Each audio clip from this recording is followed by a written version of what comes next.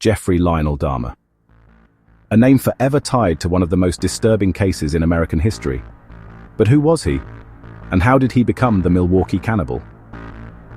Born in 1960 in Milwaukee, Wisconsin, Dahmer seemed like an ordinary child at first. But from a young age he showed an unusual fascination with death.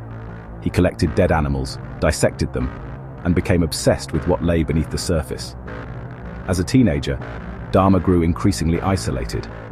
He turned to alcohol at an early age, and teachers described him as a loner who hid behind strange jokes and bizarre behavior.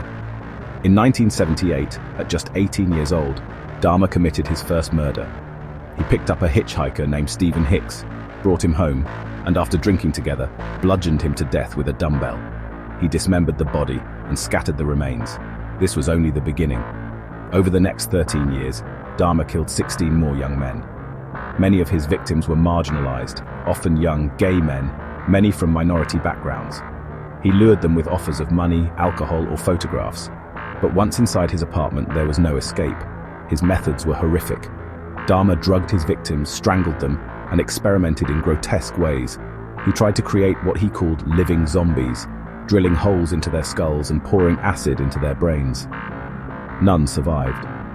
When police finally entered his apartment, they uncovered a nightmare: human skulls, skeletons, preserved organs, and photographs documenting his crimes.